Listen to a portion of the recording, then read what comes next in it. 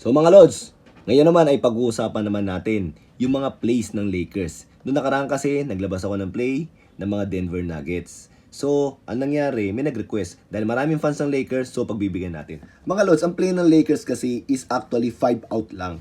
Maraming variation ng 5 out mga Lods. Pwede yan mag-European motion, yung kagaya ng tinuro ko sa isang video ko. Or pwede yan yung ginagawa ng Lakers, yung zoom action. So paano ba nangyayari yung zoom action mga Lods? Ang zoom action mga Lods, ang kagandahan dito, kahit isa lang yung big man mo, pwede yan. So ang ginagawa nila rito, isa lang ang big man nila, si AD. Ang 4 nila si LeBron James, pero ang nilalaro niya is pang wingman. Kahit saan dito, Lods, pwede siyang mamili. So pagpalagay natin mga Lods, binababa yung bola dyan. Ang dapat mangyari kasi sa zoom action, maibigay muna natin yung bola dito sa gitna. Tapos mamimili siya ng side kung anong gagawin. So kunwari nakapamili siya ng side dito, ito yung napili niya. Ang gagawin nito mga Lods, magda-downscreen yan dito. Pag downscreen yan, habang umaangat to, hindi yan ipapasa dyan. Gagawin nito, tutuloy ng handoff. Okay? Tutuloy ng handoff yan. So nangyayari, nakakuha siya ng screen dito, nakakuha siya ng handoff screen dito, parang staggered yan, habang inahandoff yung bola rito. Pag handoff niya, pa-drive siya rito, habang dumadrive siya, ito mga Lods, hindi pa roll to, magbibigay pa ng screen to dito. Para mayroong pasa rito, palabas, at ito pa-roll. So, pwedeng tumira to, pwedeng i-roll dito, roll, ipasahan yung roll, pwedeng ipasa dito palabas. So, ulitin natin mga Lods kung yun nangyari, okay? Pagharap na ito dito, automatic, magbibigay ng down screen yan. Pagbigay ng down screen yan, ito, habang umaangat, tumutuloy to.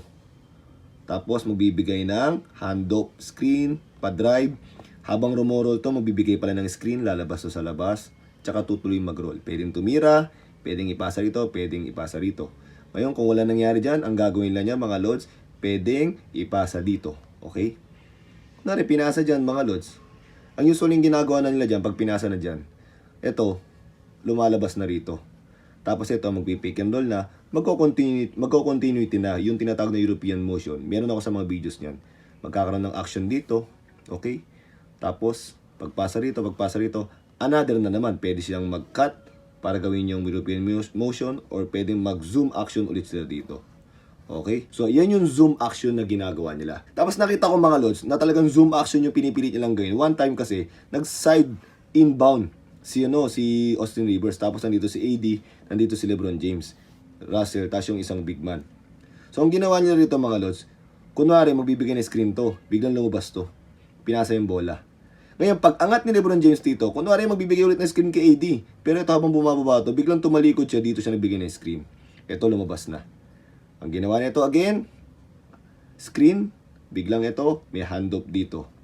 Okay, tumuloy, ito nagbigay ng screen, lumabas, tsaka nag-roll. Zoom action na naman. Kahit saan dito mga Lods pwedeng gawin yan. So mga Lods, sana meron kayong natutunan sa video na to. At kung may mga katanungan kayo, just comment below.